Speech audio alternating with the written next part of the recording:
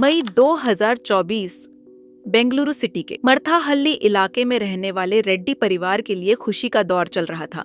28 साल की कृतिका रेड्डी, जिसे उन्होंने पढ़ा लिखा कर एक सफल डर्मेटोलॉजिस्ट बनाया, अब अपनी जिंदगी के नए सफर की तैयारी कर रही थी। जम्मू एंड कश्मीर की खूबसूरत वादियों में कृतिका और महेंद्र रेड्डी का प्री वेडिंग फोटोशूट चल रहा था। 6 अलग अलग लोकेशनों पर शूट हो रहे थे।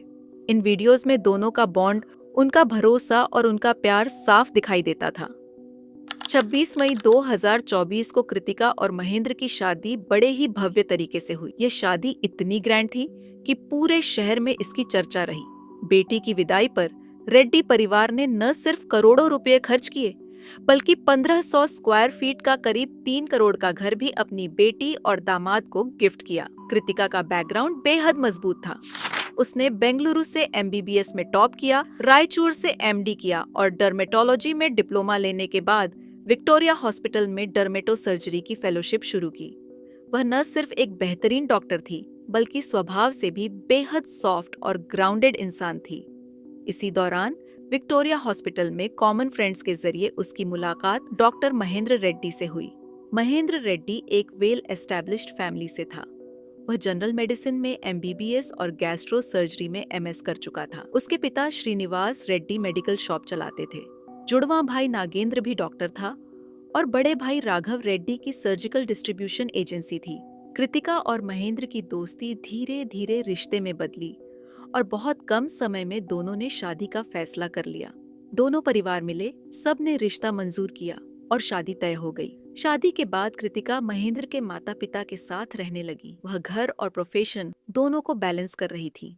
हालांकि कृतिका शादी से पहले ही गैस्ट्रिक और मेटाबॉलिक डिसऑर्डर से जूझ रही थी। कभी कभी खाने के बाद उसे तेज उल्टियां और कमजोरी होने लगती थी। इन हालात में महेंद्र डॉक्टर होने के नाते उसका इलाज खुद करता था।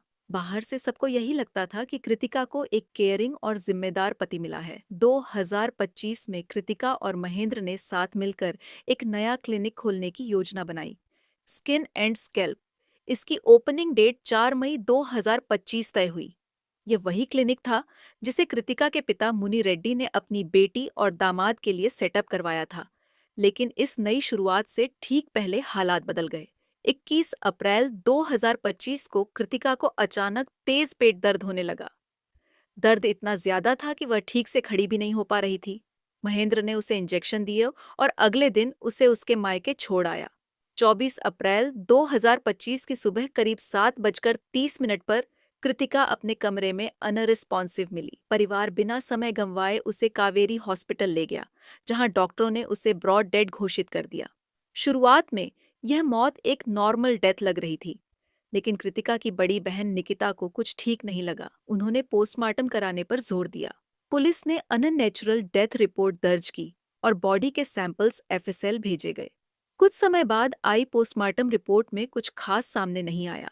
परिवार ने इसे किस्मत मानकर स्वीकार कर लिया। कृतिका के पिता उस घर में दोबारा जाने की हिम्मत भी नहीं जुटा पा रहे थे। आखिरकार उन्होंने वह घर डोनेट कर दिया और बाहर नेम प्लेट लगवाई, in memory of doctor Kritika M Reddy.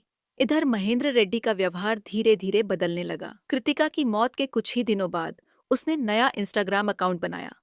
न उसमें कृतिका की कोई तस्वीर थी, न कोई शोक, बल्कि ट्रैवल फोटोज, मोटिवेशनल कोट्स और खुश कैप्शंस दिखाई देने लगे।